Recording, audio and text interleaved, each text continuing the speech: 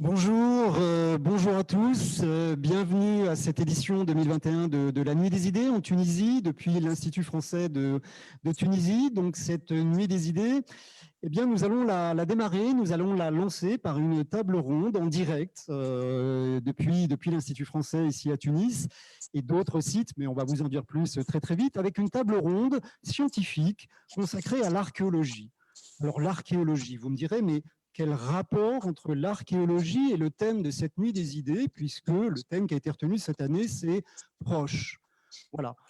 Eh bien, si l'on réfléchit un petit peu, l'archéologie, c'est l'étude des vestiges du passé, des constructions du passé, qui sont encore présentes dans le paysage. Aujourd'hui encore, en 2021, ici sur le sol tunisien, on peut voir, on peut marcher, on peut déambuler dans des vestiges qui sont parfois très très anciens, dont certains peuvent remonter à l'époque préhistorique, d'autres à l'Antiquité, à l'époque des Puniques, des Romains, des Byzantins, des Arabes. Donc ce sont des vestiges qui, quelque part dans le temps, sont très éloignés de nous, plusieurs siècles, plusieurs dizaines de siècles, mais finalement, ils sont encore là, ils sont encore présents, donc dans l'espace qui nous entoure, ils sont là. Et pour certains d'entre eux, eh bien, on les utilise encore. Songez aux amphithéâtres romains, par exemple à Carthage, à certaines mosquées, à certains aqueducs. Donc, si loin, si proche, loin dans le temps, proche dans l'espace, ces vestiges, bien sûr, demandent d'être étudiés pour décrypter véritablement. Ils ont une histoire à nous raconter. Et l'étude de ce passé eh bien, nous conduit au présent, a permis de construire le présent dans lequel on est aujourd'hui et nous projette vers l'avenir et permet également de rapprocher les deux rives de la Méditerranée à travers le projet dont on va vous entretenir aujourd'hui, qui est un projet très original. On va parler de recherche-action, de recherche-action-valorisation dans le domaine de l'archéologie. C'est ce que l'on appellera le chantier tuniso-français en archéologie, qui est conduit donc depuis déjà plusieurs années par des partenaires des deux rives de la Méditerranée qui rassemblent des chercheurs, des jeunes chercheurs notamment, qui préparent leur thèse de doctorat, des jeunes chercheurs donc des universités et des chercheurs moins jeunes, il y a toutes les générations, c'est tout à fait multigénérationnel, des universités de Sfax, des universités de Sousse, d'Aix-en-Provence, du CNRS, le tout étant bien sûr conduit sous l'égide de l'Institut national du patrimoine tunisien, l'INP tunisien. Alors pour démarrer, pour commencer, eh bien, je vous propose que les porteurs de ce projet, ce chantier tuniso-français, franco-tunisien en archéologie, eh bien, nous présente rapidement un petit peu quels sont les objectifs. C'est quoi ce projet, ce chantier tuniso-français, franco-tunisien en archéologie? Quels sont ses objectifs? À quoi ça sert? Qu'est-ce que ça permet de faire?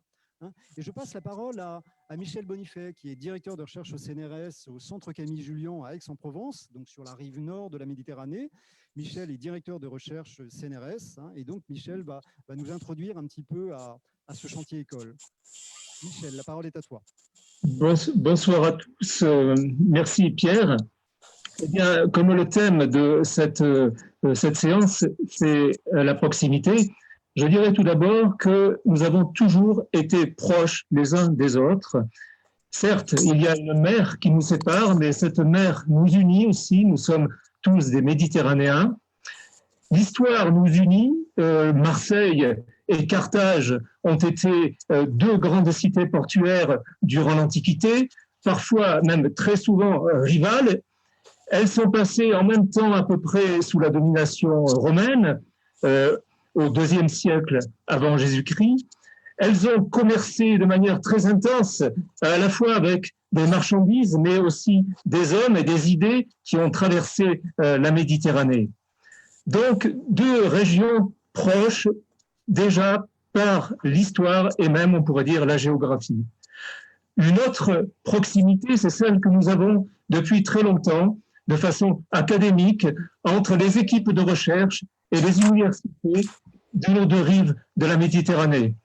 Beaucoup de chercheurs tunisiens ont été formés dans le cadre des cursus dispensés par les universités françaises, et en particulier l'université d'Aix-Marseille, mais aussi beaucoup de chercheurs d'Aix-Marseille sont allés passer beaucoup de leur temps, beaucoup de leur vie et beaucoup de leur cœur de l'autre côté de la Méditerranée, en Tunisie, pour travailler avec leurs collègues tunisiens sur l'archéologie de la Méditerranée. On pourra penser aux fouilles de Carthage avec le professeur Morel ou aux fouilles de la région de Nabel, à Mamet, Sidi Didi, et puis donc désormais le projet que nous avons en cours dans la région de Sfax et de Sousse.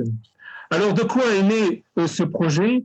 Il est né de l'idée en 2016 qu'il fallait peut-être s'organiser de manière différente. Et ce qui était le plus important, finalement, c'était le passage de témoins, c'était former les jeunes générations. Et quand nous disons former les jeunes générations, il ne s'agit pas, bien évidemment, que des Français viennent former des Tunisiens, ça serait complètement absurde. Notre projet, c'est bien des Tunisiens et des Français qui vont aider à la formation de Tunisiens et de Français. Parce que pour nous, il est très important que nos étudiants puissent s'imprégner du patrimoine archéologique tunisien qui est absolument considérable et qui a une importance notoire dans l'histoire, puisque, comme vous le savez, la Tunisie, l'Afrique romaine était probablement l'une ou la plus riche région de l'Empire romain en particulier. Donc, je suis très heureux que nous ayons été sollicités en 2016, tout d'abord par l'Institut national du patrimoine de Tunisie et par les universités de Sfax et de Sousse pour tenter d'imaginer, d'organiser ce chantier-école, chantier étant entendu non pas simplement sur le plan d'un chantier véritablement de terrain, mais il s'agit de mettre en chantier toutes nos compétences pour les faire passer à ces jeunes générations et aussi que ces jeunes générations tunisiennes et françaises puissent se côtoyer, se comprendre, apprendre à se connaître et forger peut-être le partenariat du futur. Mais comme je viens de prononcer le mot futur, je passe la parole à mes collègues. Je ne sais pas qui va intervenir maintenant pour expliquer précisément ce que sont les objectifs de ce chantier école. Pierre, je te repasse la parole. Merci beaucoup, Michel. Écoutez, je propose de passer la parole à notre collègue Salem Mokni de Sfax. Voilà, plus au sud. On va commencer par l'extrême sud. Donc, Monsieur Mokni, donc pouvez-vous nous dire un petit peu ce qu'il en est de Sfax dans ce projet, dans ce chantier école? Merci. La parole est à vous. Merci, Monsieur Derenfort. Bonsoir à tous. Donc, je vais enchaîner avec ce qui a été rappelé par mon collègue et ami Michel Bonifay concernant la collaboration, l'historique de la collaboration entre la France et la Tunisie dans les domaines de l'archéologie. Et donc, l'Université des Sfax est impliquée dans ces projets des chantiers écoles archéologiques tuniso-français à travers surtout les projets des chantiers écoles archéologiques des Taïnae, qui est un projet qui porte sur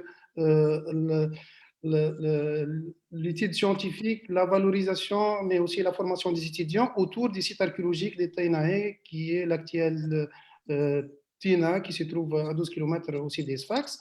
Et donc, l'Université des Sfax est impliquée dans ces projets à travers surtout la faculté des lettres et sciences humaines des Sfax, et surtout les départements d'histoire, mais aussi par les soutiens des laboratoires lyriques, le laboratoire Abraham Plériel, et depuis l'année dernière aussi à travers l'implication de l'ENIS, l'École nationale d'ingénieurs, et depuis aussi 2020 à travers les projets Sfax Forward, qui est un projet important, un projet Twinning H2020 qui porte sur les patrimoines du sud tunisien et donc qui cherche aussi à encourager la valorisation du patrimoine culturel tunisien. Et donc, autour des sites archéologiques des Tinae, on a mis en place l'Université des Sfax, mais aussi l'Institut national des patrimoines, l'Université d'Aix-Marseille et l'Université de Paris 1, ces chantiers écoles archéologiques, donc dans l'objectif d'étudier scientifiquement ces sites archéologiques, mais aussi de les mettre en valeur et surtout dans l'objectif de former sur le terrain les étudiants de l'université de Sfax, mais aussi les étudiants tunisiens. Et depuis l'année dernière, on a essayé aussi d'intégrer des étudiants du Maghreb, en l'occurrence de l'Algérie, et on va essayer de s'élargir sur des étudiants d'autres pays. Donc, l'objectif, c'est d'étudier, comme l'a dit Michel, ces sites archéologiques par des chercheurs tunisiens et français et de former sur place des étudiants tunisiens et français dans les domaines de l'archéologie de terrain. Et donc, quand on dit les sites archéologiques de Taïnaé, c'est un site qui remonte, même si les origines des Taïnaé remontent à l'époque libyco-punique, mais l'essentiel des vestiges archéologiques qui se trouvent sur place maintenant et qui sont aussi ensevelis remontent à l'époque romaine. Et donc, comme l'a rappelé Michel, quand on dit l'époque romaine, c'est une histoire commune à nos deux pays, puisque que ce soit la Tunisie ou tous les pays de Maghreb ou la France, mais aussi pratiquement tous les pays qui se trouvent autour de la Méditerranée, faisaient partie de l'Empire romain. Et donc, on avait cette histoire commune à étudier ensemble. Et donc, ces chantiers écoles s'inscrivent dans ces cadres-là. Donc, il permet de rapprocher les chercheurs tunisiens et français et de former ensemble des étudiants tunisiens et français et d'étudier ces sites archéologiques qui remontent à cette période de l'histoire romaine qui représente une histoire commune à nous tous. Merci beaucoup, Monsieur Mokni. Alors, vous avez mentionné rapidement le projet européen Sfax Forward. Hein. Ça, il faudra absolument qu'on en reparle et qu'on refasse une autre émission sur ce projet-là, hein, qui est également un autre. C'est un projet dans le projet, on va dire. Hein. Alors, on passe la parole à Monsieur. Alors, est-ce que Monsieur Sofiane Ben Moussa est présent parmi nous, est avec nous? Alors non, malheureusement, il a eu un petit empêchement, donc il va être retardé, ainsi que les deux autres collègues de Sousse, donc Asma Amara et Reda Gadab. Ils vont bientôt se connecter, ils tiennent à s'excuser sincèrement de ce petit retard. Ils reparleront de Tafsus, mais voilà, donc je tiens à repréciser. En effet, donc, comme l'a dit Salem Mokni, donc le site de Taïnaé est évidemment une partie importante de ce chantier école tuniso-français en archéologie, avec notamment l'université de Sfax et des collègues de Sousse, des étudiants de Sousse, hein, qui viennent aussi sur la fouille de Taïnaé, et pas aussi quelques étudiants de Tunis même. Il existe aussi, donc nous faisons aussi des formations sur le site archéologique de Tafsus et ainsi plusieurs formations ont pu être réalisées vraiment entre ces quatre institutions.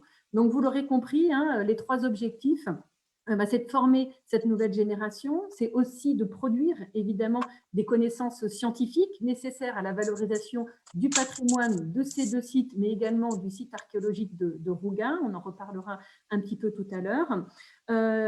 Tout ça dans un programme de développement régional et durable, comme dans le cadre du projet Sfax Forward, et préparer le partenariat du futur, on l'a déjà dit. Donc pour que juste vous ayez une idée un petit peu en chiffres, en fait, depuis 2017, c'est ainsi 21 stages de formation recherche qui totalisent 720 heures de formation avec 428 stagiaires sur des formations de céramologie, en archéologie urbaine, en archéologie funéraire, mais aussi en archéosciences. Donc, c'est à travers un diaporama qu'on va vous présenter maintenant qu'on souhaite vous faire partager un petit peu ces différentes expériences qu'on a pu réaliser et puis aussi vous faire partager notre passion de l'archéologie africaine et notamment particulièrement tunisienne. Donc, je vais retenter mon partage d'écran pour que vous puissiez voir les photos. Solène, on peut vous présenter rapidement. Hein. Donc, Solène Delarmina, vous êtes ingénieure de recherche CNRS au centre Camille Jullian d'Aix-en-Provence. Et donc, vous allez nous présenter avec l'ensemble des collègues présents, effectivement, quelques thèmes. Hein. Nous avons choisi quelques thèmes de ce chantier école tuniso-français en archéologie, que sont la fouille, hein, évidemment. L'archéologie, c'est de la fouille. La céramique, hein, puisque vous vous intéressez forcément à des pièces céramiques, aux sépultures hein, également, à ce qu'on appelle l'archéométrie, hein, donc toutes les techniques de mesure en archéologie, hein, dont certaines sont très très modernes aujourd'hui. Et puis, la recherche, c'est bien, mais encore faut-il la valoriser. Et valoriser la recherche archéologique, ça se fait de différentes manières et on verra comment. Donc, on vous propose de démarrer donc par le terrain, hein, le travail de terrain, la fouille. Donc, allons-y pour voilà, le chantier de fouille. Oui, merci Pierre. Donc, en effet, on ne pouvait pas démarrer ce diaporama sans partir de la fouille, parce que évidemment, l'archéologie, dès qu'on parle d'archéologie, on pense tout de suite à la fouille, et c'est vrai que c'est notre cœur de métier. Il faut bien comprendre que la fouille, que le terrain, pour nous, c'est vraiment un livre qu'il faut apprendre à lire avec plusieurs méthodes, plusieurs techniques, et surtout que chaque terrain est un livre différent et parfois avec plusieurs langues. Donc pour ça, je vais passer la parole à mon collègue Nabil Belmabrouk de l'Institut national du patrimoine, qui est conservateur du site de Taïnaï. Merci Solène. La parole est à vous, Monsieur Belmabrouk. Merci, bonsoir à tous. Bien sûr, dans le cadre de former des étudiants tunisiens et français aux techniques de fouille, assistés par des conservateurs du patrimoine de l'IMP et des enseignants des universités de la Tunisie et de France, nous avons choisi d'effectuer des fouilles archéologiques stratigraphiques dans une zone dite de la porte de Takapé. Cette zone est située au nord-ouest du site archéologique de Téna. C'est une zone fouillée en partie par les Français au début du XXe siècle et était délaissée depuis. Évidemment, il y avait des remblais et des comblements au pied des remparts jusqu'alors non datés. Des remblais à l'immédiat des mausolées fouillés et au pied de l'entrée occidentale de la ville antique dite porte de Takapé. Cela va de soi.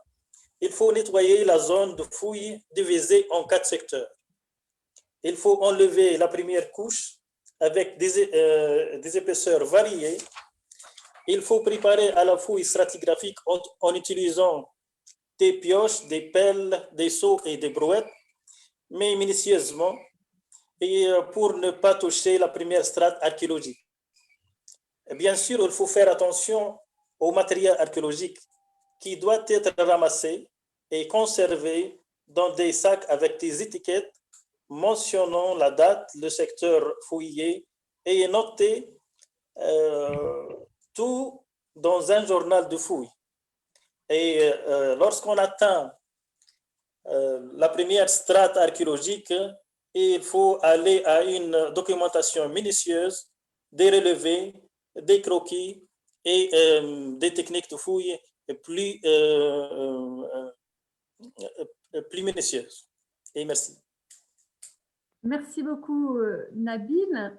Je vais passer la parole à Sarhan, donc maître assistant à l'université de Sfax et formateur dans le cadre de ce chantier école à Taïnaï pour nous expliquer, nous décrire la nouvelle photo. Merci Solène. Bonsoir tout le monde. On avait fouillé pendant presque 3 ans dans un secteur, dans une zone de nécropole composée d'un mausolée qui fut entouré d'un enclos funéraire et tout autour se trouvaient des tombes acquiescentes. À part le mausolée et les tombes acquiescentes qui sont donc un tombeau et des tombes, nous avons en plus de cela une première pièce, celle située à gauche de la photo, destinée peut-être normalement au culte funéraire, surtout la préparation du repas funéraire. Et juste devant cette pièce, il y avait une deuxième qui comportait une exèdre.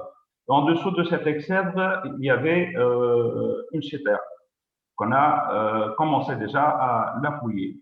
Alors pour le mausolée, il est du type mausolée tour. Il est composé de 2 niveaux superposés. Un socle pour le premier, pas assez grand, qui fut décoré des 4 côtés de panneaux. Peut-être qu'il comportait des inscriptions peintes ou des fresques, mais il ne reste plus rien. Et le second niveau est massif, fait de maçonnerie. Sur les 4 côtés du mausolée, il y avait des niches qui supportaient normalement des statuettes, des statues, et qui furent décorées de colonnes torsadées. Bien évidemment, il ne reste pas grande chose de ce mausolée-là, mais il faudrait restituer au-dessus ou au sommet un dôme avec des arêtes et que le mausolée lui-même, dans la partie socle, il y avait une chambre funéraire. Cette chambre funéraire est accessible par un puits d'accès et à l'intérieur de laquelle nous avons trouvé des niches pour incinération, pour des urnes funéraires. Tout autour, se sont édifiées ou construites des tombes à caissons, pour la plupart à inhumation, dont quelques-unes comportent en plus de cela un autel pour les libations, pour des sacrifices sanglants. Et puis, on a au fond de la photo un escalier qui pourrait bien mener à un deuxième étage. Le tout fut construit avec de la maçonnerie de moellons et que l'ensemble des structures ont été tout simplement couvertes de stuc. À l'extérieur de cet enclos, on en trouve aussi un autre mausolée, un mausolée de tour qui s'élance d'un seul jet avec un gradin à la base. Et juste derrière le mur de l'enclos, on a une tombe à caissons. Et merci. Merci beaucoup, Monsieur Salan Cherif. Moi, j'aurais une petite question Oui. avant de passer la parole à la personne suivante. Donc, ce mausolée que vous nous avez présenté, qui est magnifique, hein, il y a une maçonnerie qui est vraiment de très, très belle qualité. Vous nous avez parlé de libation, de sacrifice sanglant. Là, vous me faites un peu froid dans le dos. Mais qui sont les auteurs de ce mausolée? Qui a construit, qui a conçu ce mausolée? On est à quelle époque, là? On est au IIe siècle, normalement. Avant ou après? Non, après. Voilà, d'accord. Après. Et ce sont donc ce sont les habitants de Tinaï, l'un des nobles de Tinaï. L'inscription à l'épitaphe, ou les épitaphes ne sont plus là, mais normalement, c'est l'un des habitants de la ville de Tinaï qui avait élevé ce mausolée. Il n'y avait pas au début de tout ce que vous voyez, l'enclos, les structures tout autour. Il y avait seulement le mausolée et par la suite, on avait décidé de construire le reste. Donc, normalement, un pareil mausolée, ça va durer pendant 2 ou 3 siècles, donc sur plusieurs générations, et que les tombes tout autour, puisqu'il n'y avait plus de place peut-être à l'intérieur de la chambre funéraire, que le mode de funéraire avait changé, on avait tout simplement construit tout autour des tombes, d'ailleurs très insérées, très proches les unes des autres. Donc, on avait exploité au maximum l'enclos. Très bien, merci. Je propose de passer la parole donc à la personne suivante. Hein. Voilà. Oui, Marine. Oui, merci Solène. Bonjour à tous.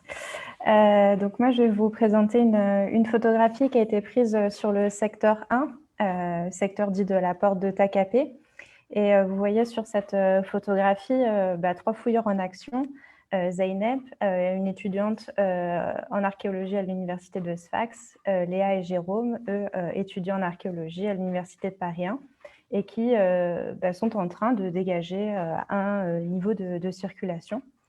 Donc sur ce secteur, nous avons rencontré une succession de couches sédimentaires peu épaisses à fines, dont vous pouvez voir la trace dans la coupe à droite de la photographie au niveau des bras de Jérôme. On voit en effet une succession de couches fines orange, puis noires, etc., etc.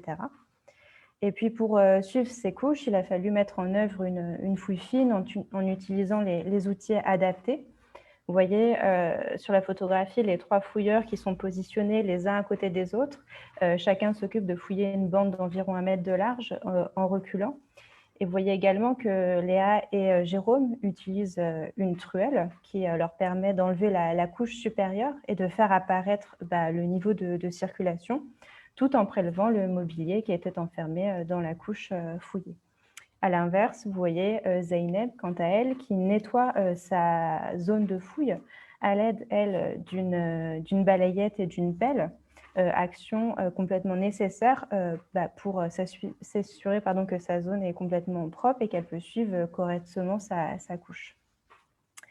Cette fouille fine nous a permis de mettre au jour plusieurs niveaux de circulation et certains conservent encore l'empreinte des ornières qui avaient été laissées par les roues des chars utilisés par les anciens qui sortaient ou entraient finalement dans la ville par la porte de Takapé. Très bien, merci Marine. Vous pouvez vous présenter rapidement? Vous êtes doctorante, post-doctorante? Oui, pardon, je suis doctorante à l'Université Paris 1 Panthéon-Sorbonne et puis j'ai participé au chantier, à la campagne 2019 du chantier de Taïnaï. Merci. Je vous en prie. Peut-être que tu peux poursuivre, Marine, pour nous expliquer tout ce qu'on voit sur la photographie suivante et toute la documentation nécessaire justement suite au dégagement que l'on réalise lors des fouilles.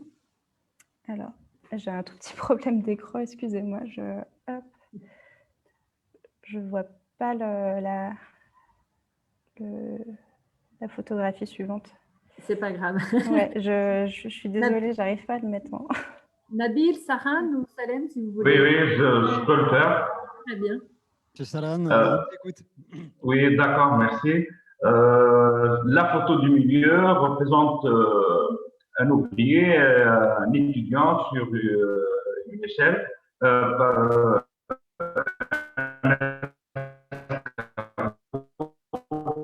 Plutôt, qui va prendre les photos de montation. Et donc, si on veut travailler dans les règles de l'art, il faudrait tout simplement toujours documenter par la photo numérique d'abord, en plus par les relevés à gauche et en haut. Donc, vous voyez l'étudiant qui est en train de prendre en relevé peut-être une structure. Pour les photos, on revient à la photo, donc il faudrait mettre en bas, la photo d'en bas, hein, en bas et à gauche.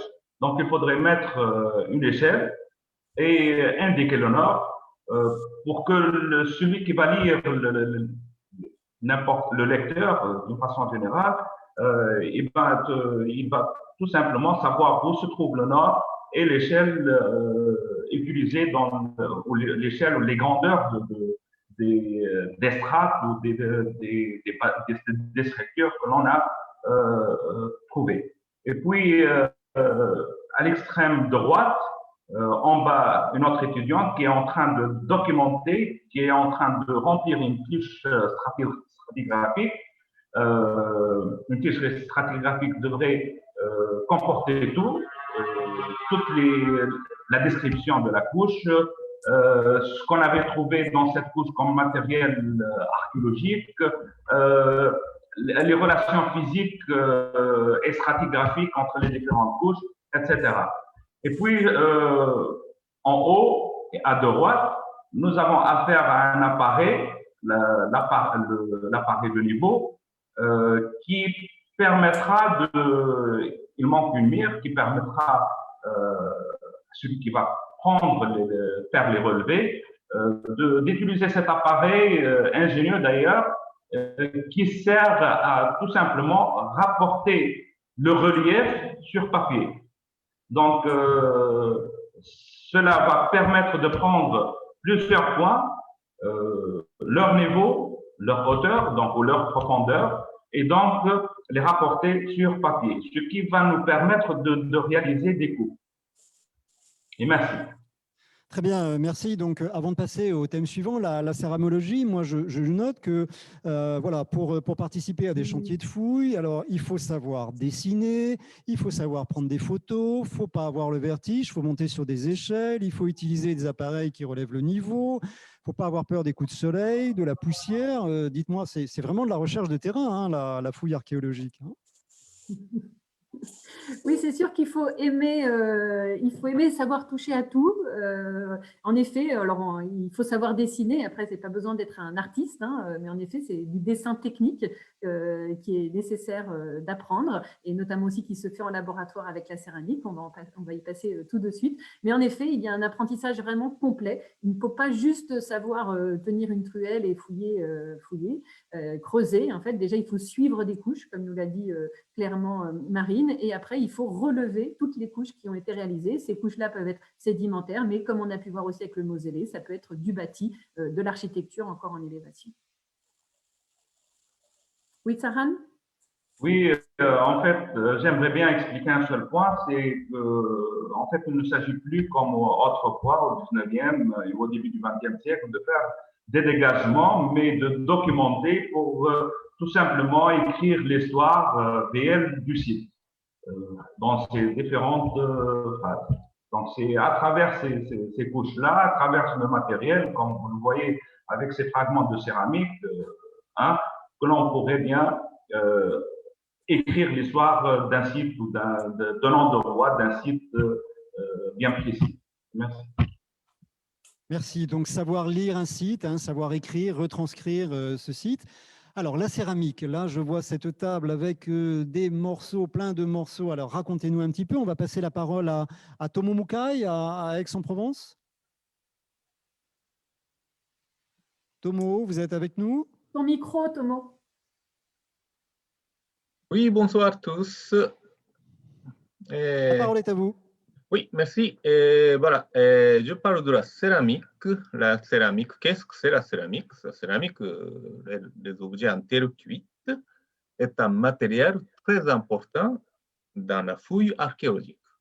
Elle est devenue de nos jours un élément très précieux qui nous permet de savoir la datation d'une couche, voire d'une structure et du site archéologique. Pourquoi? Parce que la céramique est un produit de mode. Comme notre goût change selon l'époque, la céramique change comme la voiture et les vêtements. Quand on peut reconnaître la datation d'une céramique, on peut l'utiliser pour dater une couche comme les monnaies. La céramique est aussi un des principaux indicateurs de l'économie antique. Pourquoi? Parce que la céramique a une origine précise. Il y a beaucoup d'ateliers de céramique dans le monde entier.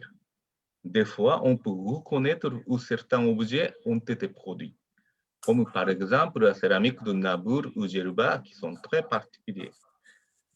Quand on peut reconnaître l'origine de la céramique que l'on trouve dans une fouille, on peut savoir des routes commerciales du monde antique avec la céramique. Donc, étudier la céramique est très important et intéressant, mais la céramique nécessite beaucoup de travail. On la ramasse soigneusement pendant la fouille. Il y en a beaucoup. La céramique est normalement le matériel le plus nombreux que l'on trouve dans une fouille archéologique. Pourquoi? Parce que la céramique est très fragile. J'ai appris une expression très curieuse dans la langue française qui n'existe pas dans la langue japonaise, comme un bol s'est cassé tout seul. Donc, la céramique, on la casse accidentellement et aussi elle se casse toute seule. Si la céramique se casse, on la jette parce que la céramique n'est pas chère et n'est pas adaptée au recyclage. C'est pour cette raison que l'on trouve beaucoup de céramique dans une fouille. Même s'il y en a beaucoup, on essaye de tout ramasser. On utilise aussi le tamis pendant la fouille pour ne pas rater les petits fragments de céramique. Ensuite, comme vous voyez sur la photo de gauche, on la lave pour qu'on puisse bien observer chaque objet. Ensuite, on travaille à l'intérieur. Ce que vous voyez à la photo de droite, un lot de céramique trié par catégorie. C'est-à-dire qu'on regroupe les objets en identifiant l'origine et la fonction de chaque objet. Maintenant, je laisse la parole à notre chère étudiante Kamar. Merci, merci Tomo. Alors, avant de passer la parole à Kamar Deli, qui est étudiante à l'université de Sousse, moi j'aurais une petite question. Vous êtes japonais, vous l'avez dit, enfin vous l'avez laissé. Qu'est-ce qui peut pousser un japonais à venir travailler en Tunisie en étant chercheur CNRS dans un laboratoire d'Aix-en-Provence? En 2 mots. Quelle est votre motivation? C'est l'amour et la curiosité. Parfait. Parfait, merci beaucoup. On passe la parole à Kamar Deli.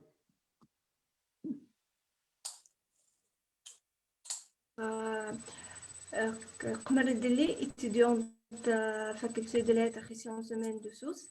Actuellement, je suis en train de préparer une mémoire sur la céramique. En fait, grâce à les formations et grâce à les stages entre l'atelier de Tunaï et l'atelier de Tapsus, j'ai appris beaucoup d'informations sur la céramique. Elle est un objet très important pour la datation, pour l'étude de la commerce antique, le mode de vie, des choses comme ça. Mais dans la photo à gauche, on a trouvé un objet complet, c'est une lampe chrétienne en sigillé et un petit fragment. Donc, la céramique, c'est un objet très important pour identifier les différentes productions, les différentes fabrications. En fait, la céramique, c'est pas... en fait, la céramique, l'étude de céramique, c'est un travail... c'est en fait beaucoup d'étapes. Ça, les dessins techniques dans la photo à droite. On a après l'inventaire et les séances photo, après les dessins sur l'illustrateur. Et donc, quoi d'autre? Un travail très minutieux en tous les cas. Hein. Oui, mais s'il n'est pas l'amour pour étudier les céramiques, ça ne passe pas. L'amour et la curiosité. Oui, oui. Très bien, merci à vous. On va passer merci, je suis un petit peu perturbée. C'est la première fois que j'utilise la réunion sur Zoom, donc désolée. Il n'y a pas de souci, Marbe, bienvenue. Merci. Je passe la parole à Hela Mabrouk, qui est doctorante en co-tutelle de thèse entre l'Université de Sfax et Aix-Marseille Université. Hela? Bonjour à tous, merci de ma... Bonjour, bonjour, vous m'entendez ou pas? Bonjour. Bonjour. Allô, bonjour. Bonjour Hela, on vous entend. Oui, vous m'entendez ou... Allô, bonjour. Allô, je suis présente, je suis Hela Mabrouk, doctorant en quotidien. Merci.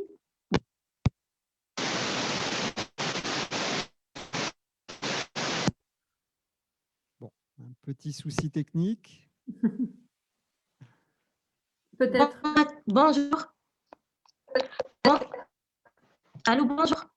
Oui, bonjour. Rebonjour. Bonjour. Je pense que si les problèmes techniques, peut-être Michel peut prendre la parole. Peut-être Monsieur Mati, oui, vous.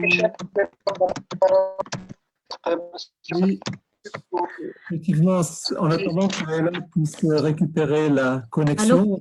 Et là, tu es là ou... Oui, donc en attendant qu'Ella puisse récupérer la connexion, donc Hela Mabrouk est une étudiante en co-tutelle entre l'Université de Sfax et l'Université de Marseille, Aix-Marseille, et a pour sujet l'étude du commerce.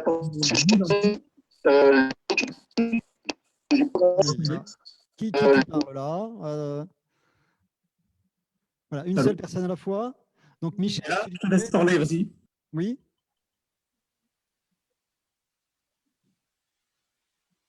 Non, je pense, Michel, que tu peux y aller parce que là, il y a un problème avec... Donc oui, Hela Mabrouk est en co-tutelle sur un sujet très intéressant qui est les relations commerciales.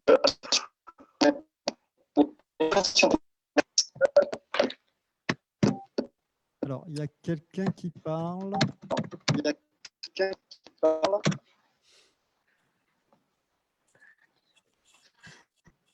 Bon, voilà, Hela Mabrouk. Allô, bonjour.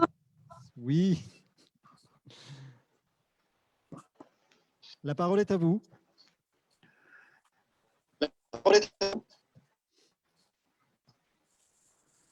Moi, je vous propose de donner la parole à Michel Bonifay, parce que c'est son co-encadrant. Donc, il peut peut-être expliquer à la place d'Ela Mabrouk qui a un problème technique, malheureusement.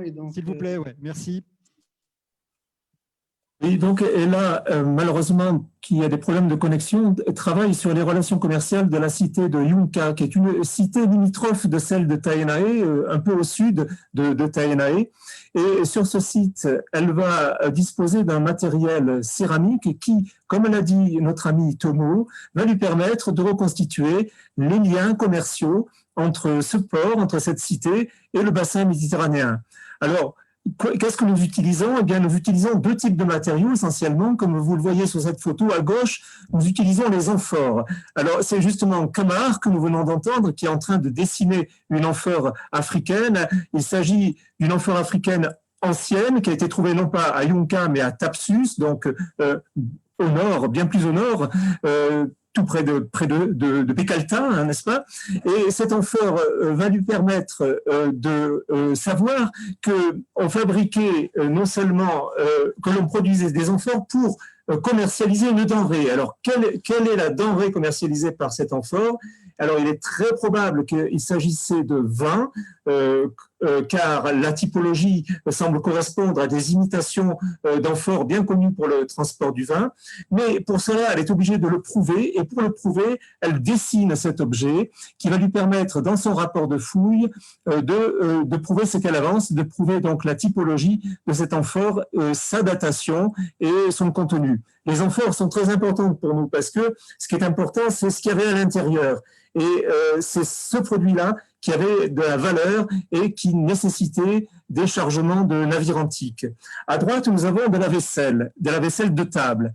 Alors, il faut savoir que, comme je l'ai dit au tout début, la Tunisie était une région extrêmement riche, puissante au point de vue économique, tellement puissante que ces productions de vaisselle de table ont complètement inondé l'ensemble du bassin de l'Empire romain. On trouve ces vaisselles tunisiennes, on les trouve de l'Écosse jusqu'au Soudan et du Portugal jusqu'à la mer Noire. Donc une diffusion absolument considérable. C'est la céramique qui a été diffusée le plus loin et le plus longtemps dans l'Antiquité. Et donc, en travaillant sur ces objets, les amphores, la vaisselle, et en particulier donc Ela Mabrouk opère cette étude à Yunka, elle peut reconstituer des relations commerciales, notamment avec la Méditerranée orientale, mais également avec d'autres villes de Méditerranée occidentale, voire même avec la Grande-Bretagne. Donc, l'intérêt de ces études est donc considérable, comme l'a dit Tomo Mukai. Et je félicite Ela Mabrouk pour tous les efforts qu'elle fait pour apprendre toutes les catégories de céramique. Et c'est également le cas aussi de Kamar, que j'ai vu beaucoup progresser depuis ces 3 ou 4 dernières années. Merci. Merci Michel. Eh bien, après ces magnifiques pièces de céramique donc, qui ont inondé l'Europe, enfin le bassin méditerranéen et bien plus que le bassin méditerranéen, eh bien, on va passer à un autre sujet qui est peut-être un peu moins a priori réjouissant. Hein. Ce sont les sépultures, les urnes funéraires, les rites d'inhumation. Donc, on va démarrer avec Madame Rida Gara, c'est ça, Solène? Oui, alors c'est Monsieur Rida Gadab. C'est Monsieur, excusez-moi. Oui, qui a malheureusement du retard et qui essaye un peu de se connecter, mais il a un petit peu du mal. Là, je l'ai en communication, mais c'est pas grave. S'il arrive à se connecter, il reprendra la parole. Donc oui, ben, en effet, une des pièces majeures, enfin des pièces majeures que l'on retrouve évidemment en fouille, et c'est souvent ce qu'on nous demande. Ben, est-ce que vous avez trouvé des sépultures, etc. Parce que c'est vrai que dans l'imaginaire des gens, il y a quelque chose un peu d'assez exceptionnel de fouiller des sépultures. Donc, en fait, il faut savoir qu'il y a deux grands types de sépultures. Il y a ce qu'on va appeler les inhumations, puis les crémations. Donc, en fait, l'inhumation, c'est ce que vous pouvez voir ici sur la photo. Donc, en fait, sur la photo de gauche, là, nous avons un étudiant de l'université de Sfax qui est en train de fouiller un jeune enfant sur le site archéologique de Taenae, fouille qu'on a réalisée. Donc, c'était celui-là en 2019. Donc, vous voyez que pour la fouille des sépultures, évidemment, on utilise de très petits outils, ce qu'on appelle les fameux outils de dentiste, pour abîmer évidemment le moins possible. Et puis, vous voyez aussi que la conservation est parfois un petit peu mauvaise parce que avec le sédiment qui a fragmenté le squelette.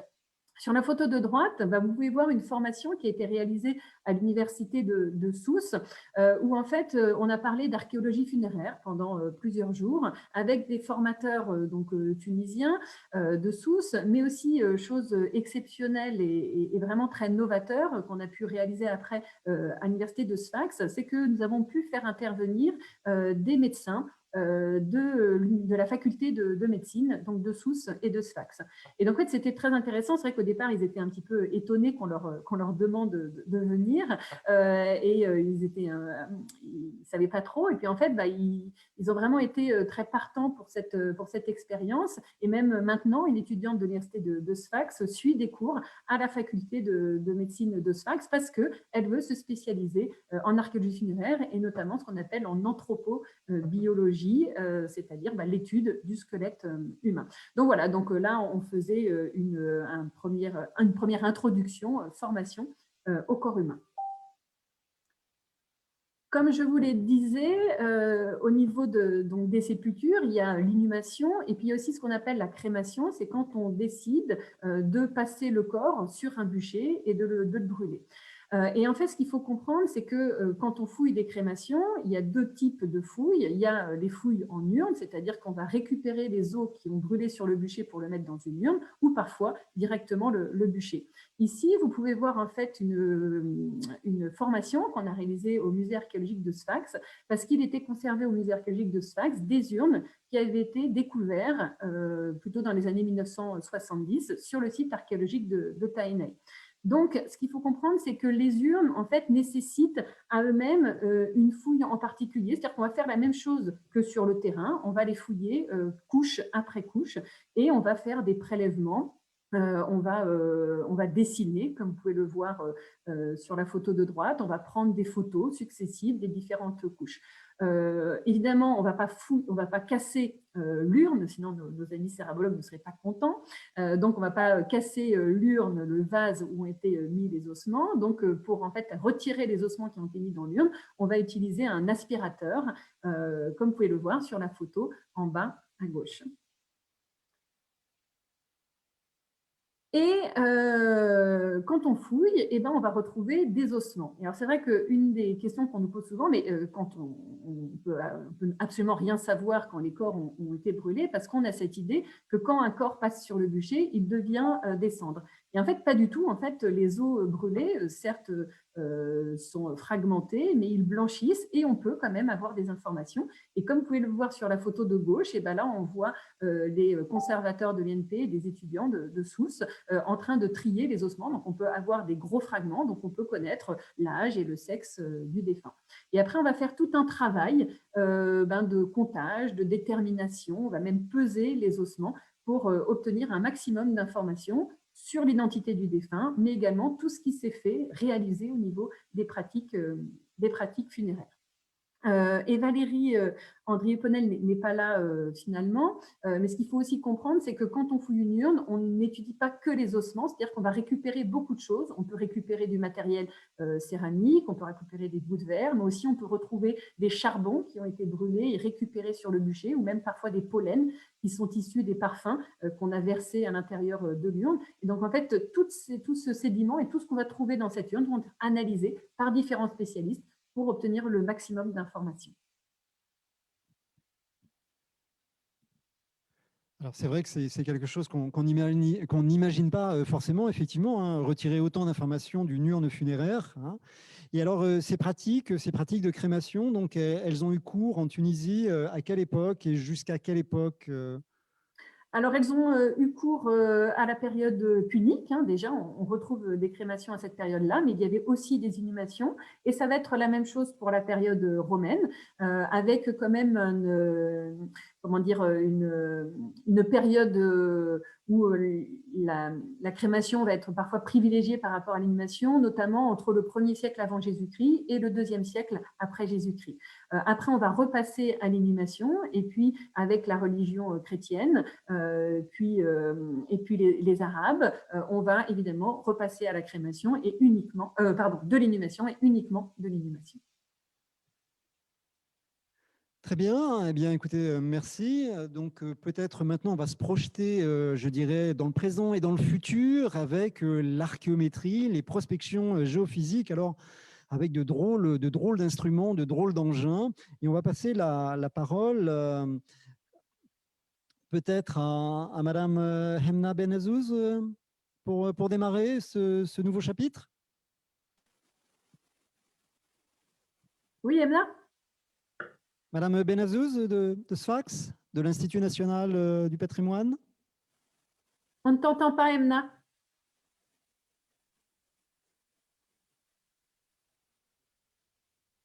On ne t'entend toujours pas, Emna, désolée. Enlever le câble. Est-ce que ça va maintenant?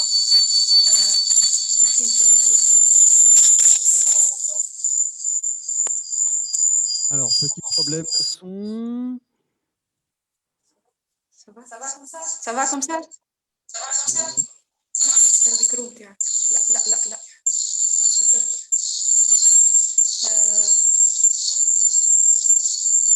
Bonjour. On vous entend pas très bien, Madame Benazouz. Voilà, il y a... Ça va comme ça? Oui, c'est parfait. Oui, là, c'est bien, là. Ok. Bonjour tout le monde. INP Sfax. Emna Benazouz, conservateur conseiller à l'IMP et je fais partie de l'équipe géophysique qui encadrait les étudiants au site de Tainamé pendant deux campagnes. En fait, la photo que vous voyez maintenant, c'est celle de gauche. C'est la première en juin 2019. C'est dans la zone portuaire. En fait, on a fait des essais pour identifier le port de Tainaye qui est jusqu'à maintenant, on ne connaît pas l'emplacement exact de ce port. Malgré son importance dans les sources et dans l'histoire de Tainaye. La deuxième photo, celle de droite, en fait, c'est en décembre 2019, c'est à côté de Rémi Rêve qui prépare une thèse sur les fours, sur la céramique du site de Tainaye. Et cette photo est prise dans une zone de four identifiée par Rémi Rêve. Et vous voyez le gradiomètre qu'on utilise dans la prospection géophysique. Au fond de la photo, on voit en tout petit les étudiants. Malheureusement, ils ne sont pas très visibles, mais on voit clairement le carroyage préparé par les étudiants eux-mêmes et l'appareil, le gradiomètre Bartington qu'on utilise dans la prospection, il est posé sur le sol. Je crois que Rémi était en train de préparer le terrain parce qu'il était obligé, le pauvre, de faire le désherbage lui-même. Comme vous voyez, il y a beaucoup de plantes halophiles qui sont parfois épineuses et qui empêchent la bonne prospection. C'est pour cela que Rémi Rêve était avec une pelle à la main, je crois, qui préparait le terrain pour la prospection. Sinon, on a au cours des deux campagnes de prospection géophysique avec Pierre Maté et Rémi Rêve,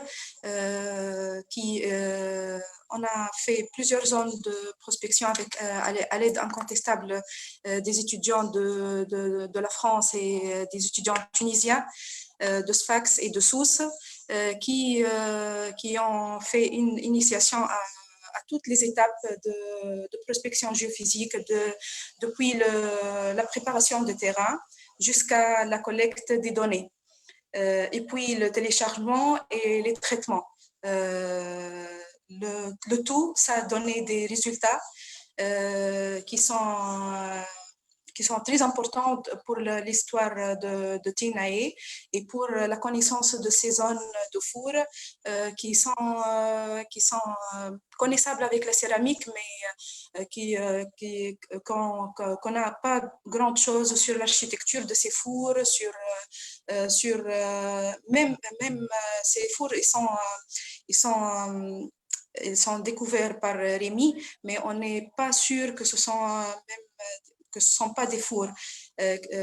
Alors, c'est grâce à ces deux campagnes de prospection géophysique, on a essayé de prouver la présence de ces fours dans ces zones et aussi former ces étudiants qui étaient très curieux de découvrir cette technique qui fait ses premiers pas en Tunisie. Malheureusement, par rapport à d'autres pays dans le monde qui pratiquent et qui font beaucoup de prospection géophysique, en Tunisie, on commence à peine à découvrir cette technique et on fait des petits pas dans la valorisation de cette technique pour avoir d'autres résultats. Merci, Madame Benazouz. Vous pouvez simplement nous rappeler quel est le nom de l'appareil là que vous portez, hein, puisque c'est vous qu'on voit sur la photo de gauche, hein, je crois. Comment s'appelle cet appareil là qui ressemble à un vaisseau spatial de la guerre des étoiles? En fait, c'est un gradiomètre 601/2 Bartington qui nous permet de calculer des valeurs magnétiques sur lesquelles on passe tout simplement avec l'appareil. Le calcul de ces valeurs magnétiques et le traitement de ces données nous permet après d'avoir une vision indirecte de ce qu'il y a au-dessous de nos pieds en passant avec l'appareil. D'accord. Très bien. Peut-être que Pierre-Étienne Maté, si vous êtes avec nous, vous pouvez compléter peut-être?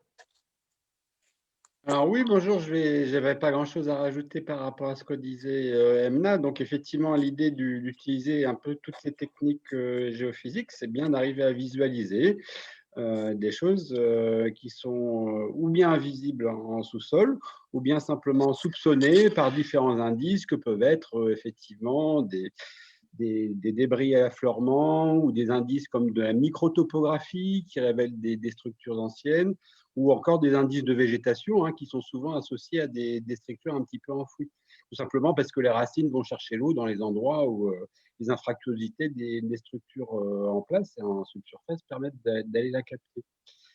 Et donc, au-delà de ça, il y avait aussi, alors là, ça nous emmène, ça nous rapproche peut-être pas tous, mais ça nous emmène peut-être aussi dans un autre domaine, c'est l'idée qu'à partir de ces anomalies magnétiques, on arrive à retracer, et on essaye de pouvoir retracer grâce à différentes techniques, donc ça, c'est pas ces échelles-là, mais à des micro-échelles, la nature même des matériaux qui sont en subsurface. Donc ça demande effectivement un gros travail de calibration entre le signal géophysique et puis l'information que vont donner les archéologues sur la nature soupçonnée des matériaux enfouis.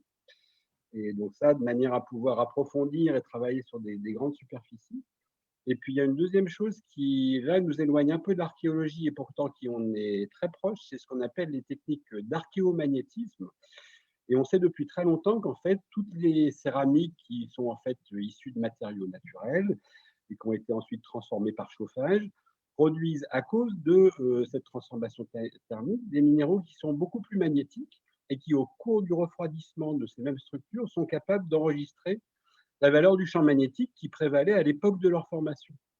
Et comme on sait que le champ magnétique a varié au cours du temps, eh bien, avec soit des datations qui nous sont fournies par les archéologues, soit par les inférences qui sont strictement géologiques, on peut arriver à reconstruire des échelles de datation archéomagnétique dont éventuellement les archéologues vont pouvoir se servir s'ils ont des soupçons ou si le travail qu'ils ont eux-mêmes commis n'était pas suffisant pour donner des dates précises. Mais ce qui est aussi intéressant, c'est qu'en fait, toutes ces données-là permettent de reconstruire des échelles de datation, au-delà de construire des échelles de datation finalement relatives, permettent aussi, avec un peu de travail, et ça c'est un domaine du géologue, là du coup, d'arriver à retrouver en fait le comportement du champ magnétique. Là, on dérive beaucoup, hein, puisqu'on vous dit en ce moment qu'en ce moment, le champ magnétique baisse et que finalement, on va subir les assauts du vent solaire et qu'on va tous mourir parce que le champ magnétique terrestre, en diminuant, nous protège de moins en moins de ces radiations mortelles. Eh bien, on essaye justement de reconstruire un peu le comportement géomagnétique, donc le comportement magnétique de la Terre dans le passé, pour arriver à voir un petit peu à des échelles de temps beaucoup plus courtes que celles que l'échelle de temps que les géologues avaient l'habitude de manier, quel est le comportement et comment on va pouvoir essayer d'en tracer son devenir. Donc là, je déborde un peu de nos préoccupations initiales, mais c'est pour aussi vous montrer que toute la recherche archéologique a aussi des incidences sur tout un tas d'autres domaines et que j'avais envie de le rappeler ici. Pardon, merci.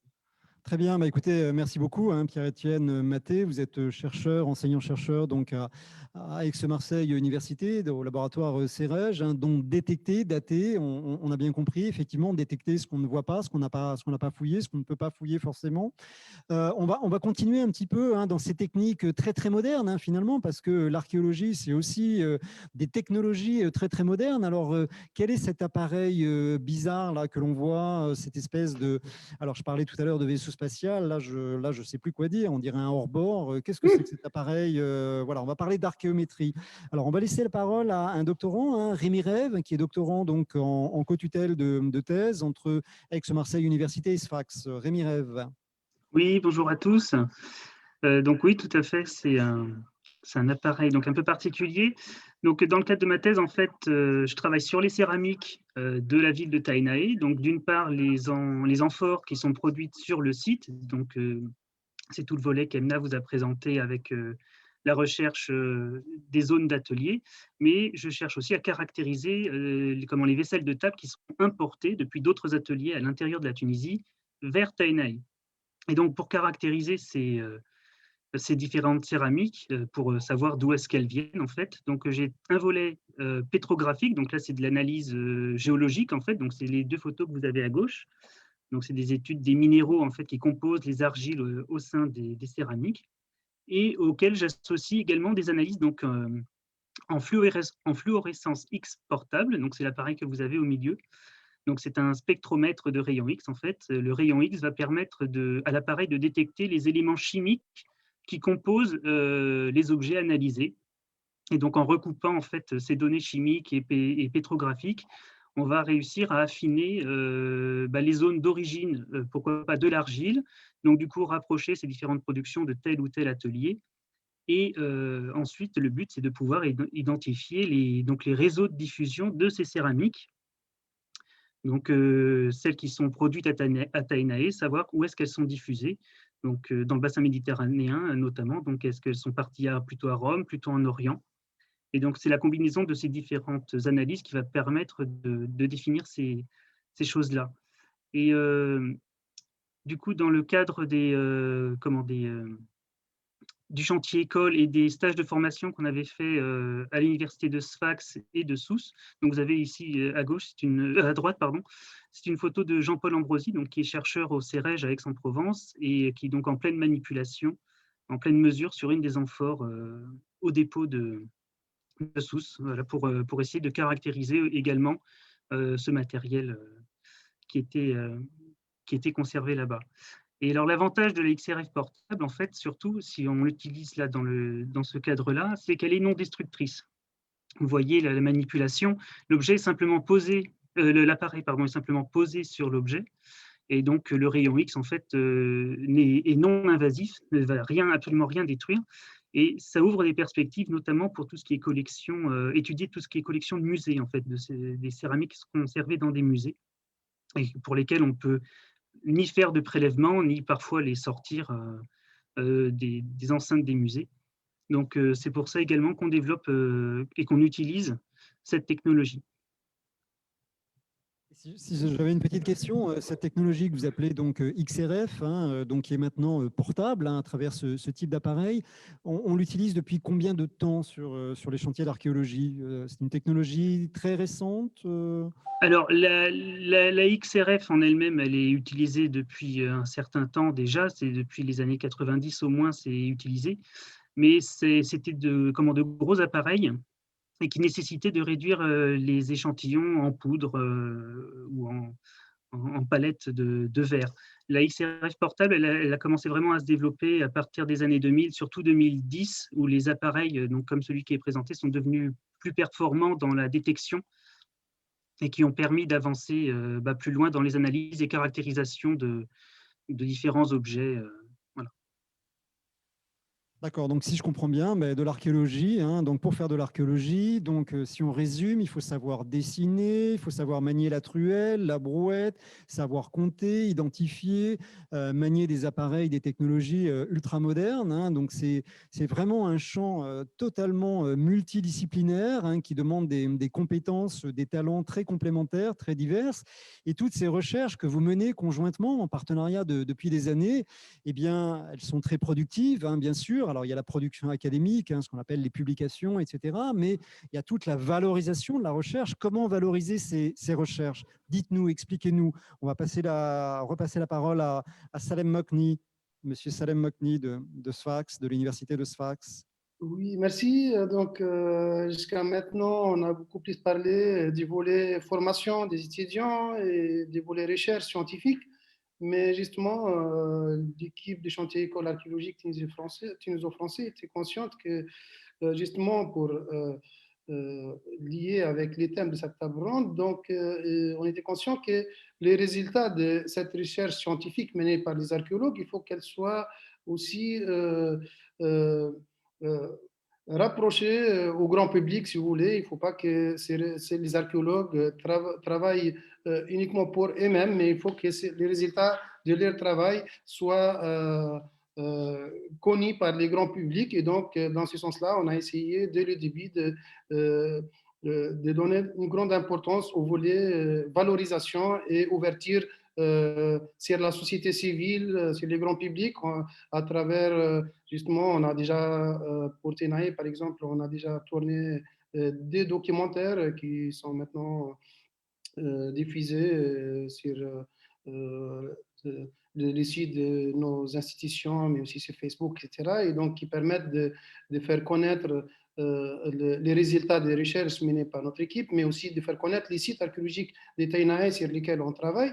Et on a aussi essayé d'ouvrir les sites, de faire des visites guidées, d'ouvrir les sites aux scolaires, aux collégiens, aux lycéens, aux élèves des écoles primaires, mais aussi avec la société civile. On a réussi la visite de plusieurs associations et on a aussi réussi des visites officielles. Et comme on est ici à l'Institut français de Tunisie, je rappelle qu'on a été honoré par la visite de monsieur l'ambassadeur de France en Tunisie, c'est le site de Tenaï. Aussi, on a Madame Katia Baudouillan, la directrice de la Maison de France, a visité le site des fois. Bien évidemment, sans compter les visites des représentants des institutions tunisiennes, en l'occurrence le directeur de l'Institut national du patrimoine, les présidents de l'Université des Sfax, les doyens de la faculté des lettres, etc., et plusieurs officiels donc, qui ont visité les sites au moment où l'équipe était en train de fouiller. Et l'objectif, si vous voulez, de notre équipe pour valoriser les sites, c'est de travailler encore plus pour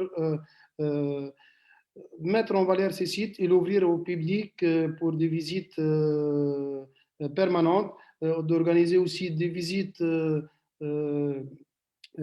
si vous voulez, ponctuelles pour des collections bien précises, comme la collection des urnes qui fait l'objet d'études dont mon collègue Solène Delarmina a parlé tout à l'heure, mais aussi avec le soutien du projet Sfax Forward dont on a parlé tout à l'heure, on va essayer de travailler encore plus sur cet aspect de valorisation en essayant de publier un livret guide sur Tainae, en essayant d'intégrer les sites de Tainae dans les circuits de la caravane qui sera organisée, en fait, l'une des caravanes qui sera organisée dans le cadre du projet Sfax Forward qui concerne les patrimoines de la côte du golfe de Gabès. Et donc, le site de Tainae sera inscrit dans le cadre de cette caravane et on va organiser de grandes manifestations, bien évidemment, avec la société civile et donc pour faire connaître les résultats de ces travaux menés par les archéologues, pour faire connaître les résultats de ces travaux au grand public et pour que les résultats de ces travaux scientifiques ne restent pas, si vous voulez, connus uniquement par les archéologues et les scientifiques, mais c'est important de sensibiliser les habitants des environs, ceux qui sont intéressés par les patrimoines culturels. Et dans l'objectif lointain, c'est de faire de ces sites archéologiques un grand site ouvert au public et intégré dans un circuit culturel et touristique, pourquoi pas, hein, puisque c'est un site qui a un grand potentiel archéologique, mais on doit travailler pour valoriser ces potentiels archéologiques.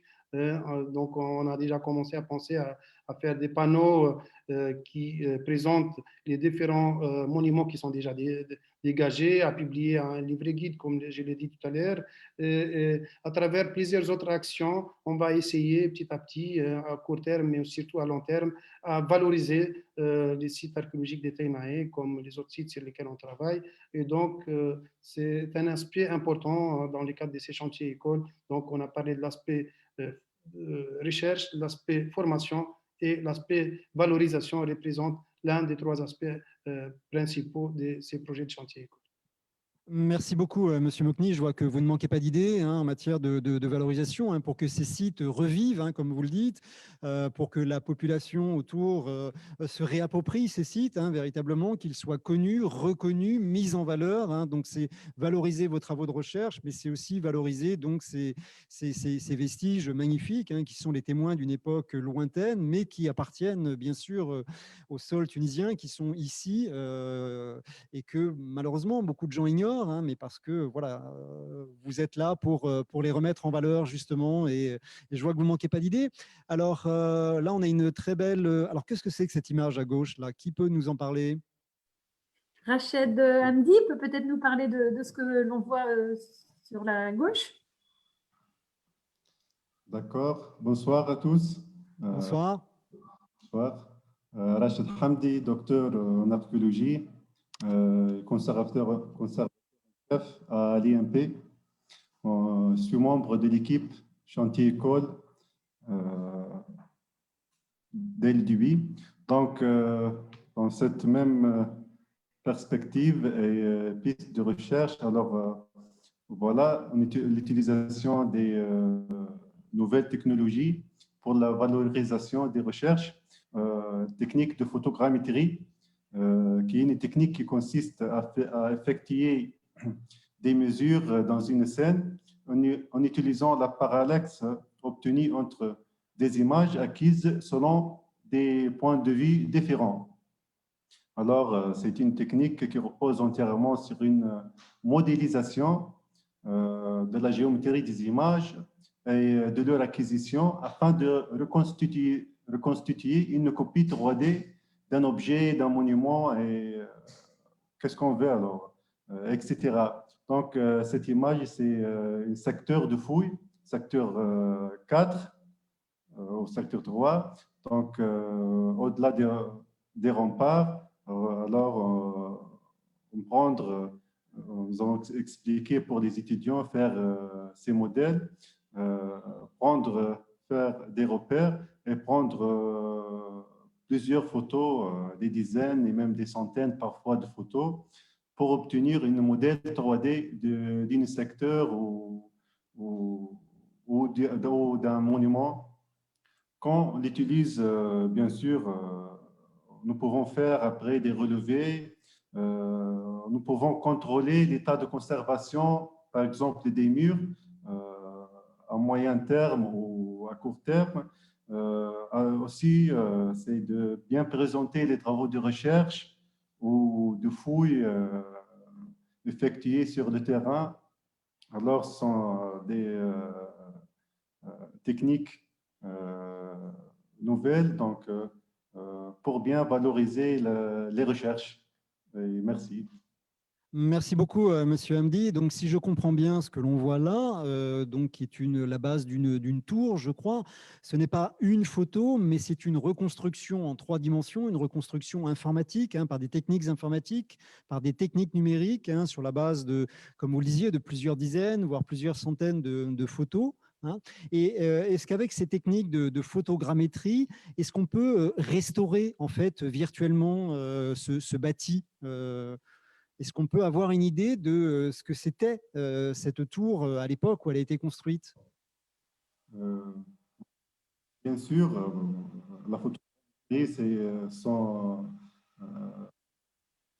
les outils de reconstitution à partir de ce qu'il existe.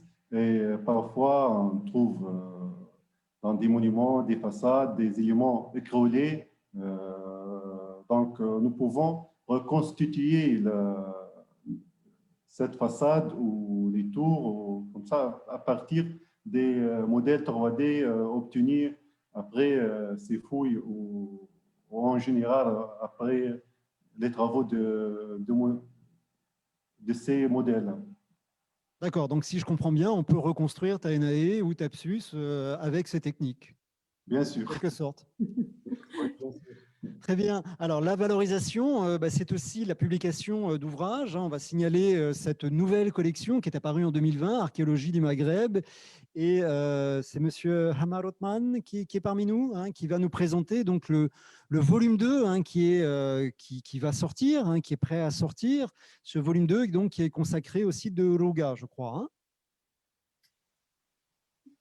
Oui, c'est tout à fait ça. Hamar, donc inspecteur régional du Sahel-Sud de l'Institut national du patrimoine et qui est aussi co-directeur de cette nouvelle collection Archéologie du Maghreb. Alors, je ne sais pas s'il est connecté, il est là, mais je ne sais pas s'il va réussir à nous parler. Hamar, est-ce que tu arrives à parler? Ah, je crois que Hamar a des difficultés. Donc, je vais peut-être passer la parole à Michel Bonifay. Ah, je suis là. Ah, super. Je suis là. La parole est à vous, monsieur Othman. La parole est à vous. Bonsoir tout le monde. Vraiment, je suis très content d'être avec vous. Je m'excuse de ce petit retard. Et je suis vraiment content de vous voir passer en revue ces activités menées avec nos collègues de la rive nord de la Méditerranée, d'Aix ou de Paris 1, ou aussi des universités tunisiennes, et qui vraiment a offert, ces activités ont offert beaucoup d'opportunités aussi bien à nos étudiants tunisiens que nos étudiants français. Et ce sont vraiment des opportunités aussi bien pédagogiques que scientifiques, mais aussi ces travaux, ça rentre dans le cadre des missions de l'IMP et dans le cadre de la préservation et la sauvegarde du patrimoine tunisien, et en l'occurrence le patrimoine de Tenae. Et j'ajouterai sur la mise en valeur que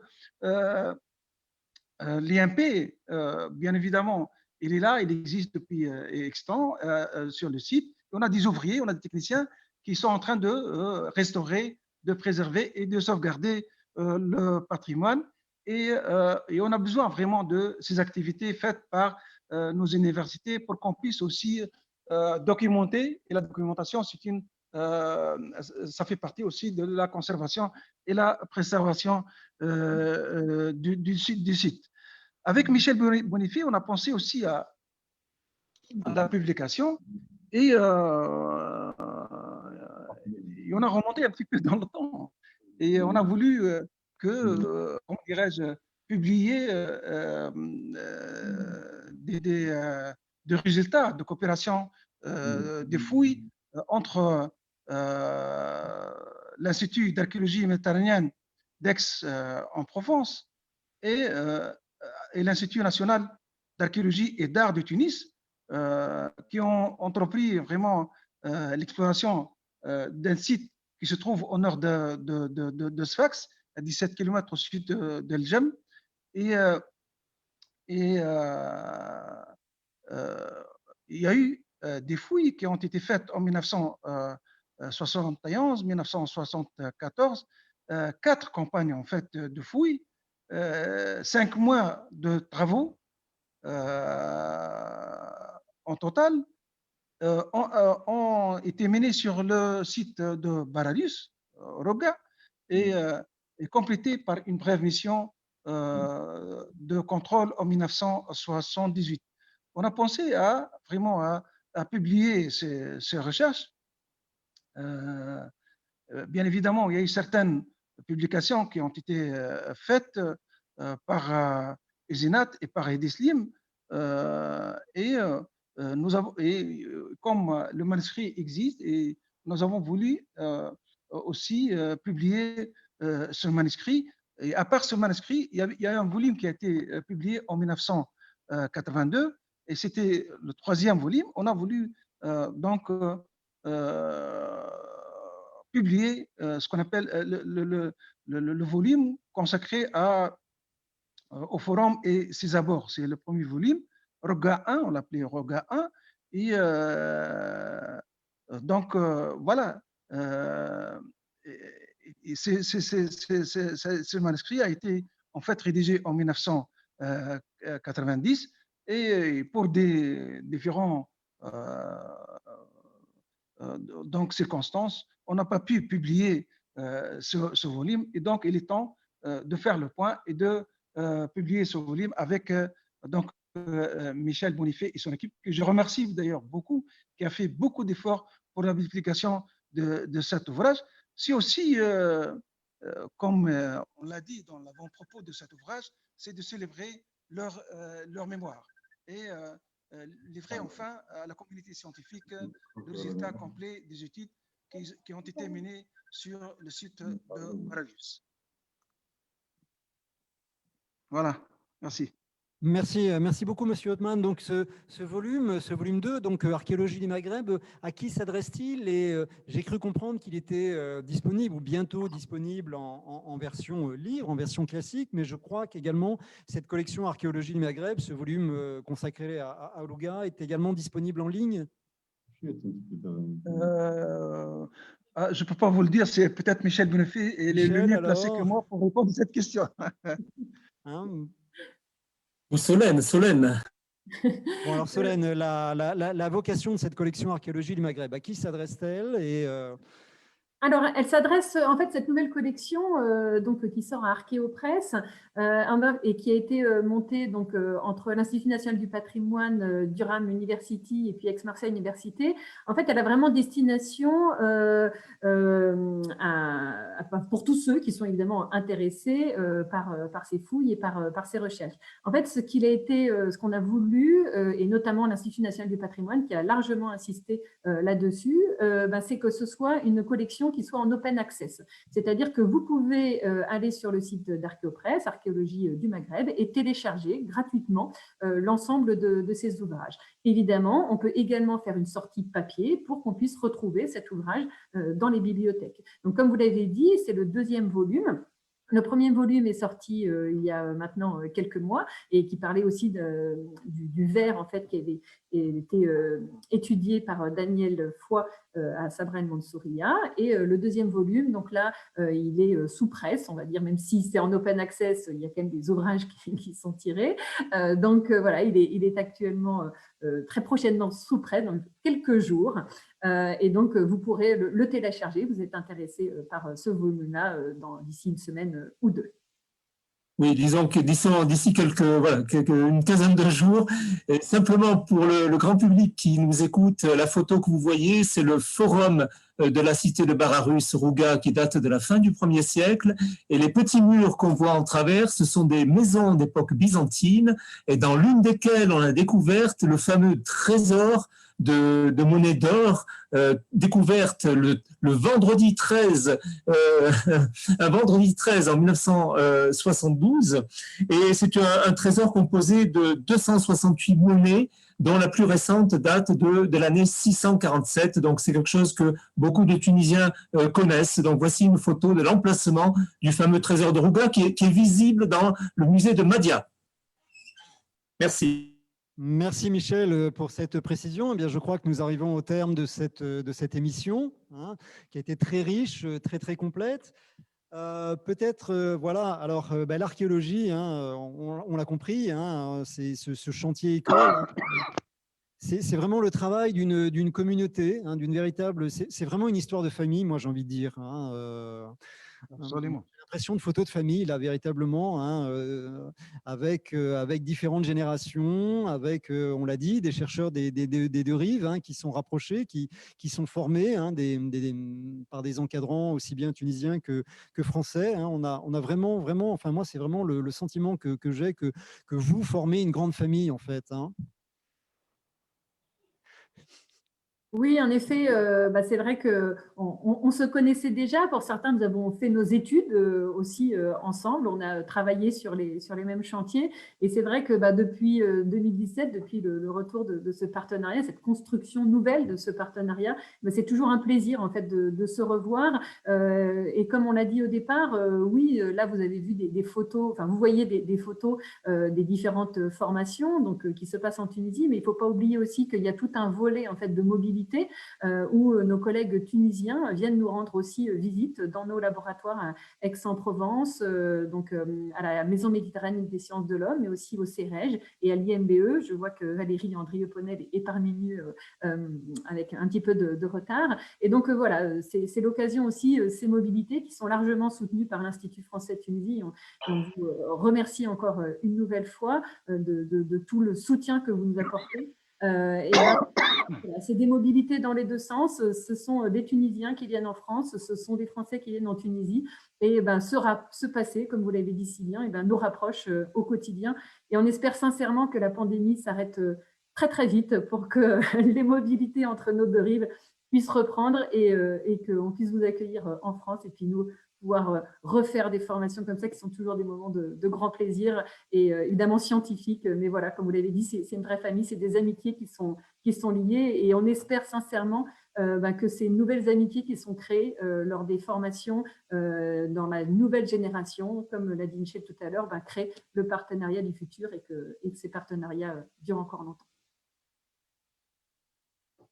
Bien, merci beaucoup. Hein, je crois que tout est dit. Hein, bon, on pourrait encore développer, dire beaucoup de choses, hein, mais en tout cas, cette table ronde illustre encore une fois, pour moi, enfin, ce que je vois, je parlais de famille, hein, pour moi, vu de l'extérieur, moi qui ne suis pas archéologue, on a vraiment le sentiment d'une aventure humaine. Hein, quand je parlais d'une famille, c'est vraiment aussi une aventure humaine, hein, donc qui rapproche effectivement les deux rives de la Méditerranée, qui est notre bien commun. Hein, vous l'avez dit, ça a été dit à un moment donné, hein, et que voilà, à travers ce passé, hein, qu'on va exhumer, qu'on va valoriser, qu'on va inventorier, qu'on va décrypter, hein, eh bien on jette aussi les bases d'un futur, d'une mise en valeur, d'un tourisme différent, d'un tourisme durable, de faire connaître effectivement tout ce riche passé. Hein, alors le passé, ce sont des murs, mais ce sont aussi des pratiques, ce sont aussi beaucoup de choses. Hein, c'est bon, des trésors. Bien sûr, de temps en temps, on trouve un trésor un vendredi 13, c'est formidable. Hein, mais voilà, ce sont aussi des rites, hein, des sociétés. Et donc, on n'oublie pas que ce sont des sciences humaines. Hein, voilà, l'archéologie, ça s'inscrit dans ce qu'on appelle les sciences humaines et de la société. Et on comprend bien pourquoi aujourd'hui, je crois. En tout cas, je tiens à vous remercier tous, hein, toutes et tous. Hein, vous étiez nombreux là derrière votre écran, enfin tous, hein, les intervenants d'aujourd'hui. J'espère qu'on avait beaucoup de personnes qui étaient connectées. En tout cas, je pense qu'on pourra revoir, hein, par la suite sur Facebook cette table ronde. Encore une fois, un grand merci, hein, un grand merci à tous. Un high check, hein, véritablement. Hein. Et puis, eh bien, écoutez, j'espère qu'on aura l'occasion de se revoir, de parler de Sfax Forward, par exemple, et puis des volumes 3, 4, 5, 10, 15, 20 de la collection Archéologie du Maghreb. Merci. Avec grand plaisir. Merci Oui. beaucoup. Bonne soirée à tous et merci. Bonne soirée à tous. Bonsoir. Pierre. Merci. Au revoir. Merci, au Merci revoir. beaucoup. Au revoir. Au revoir. Bislama. Bislama. Bislama.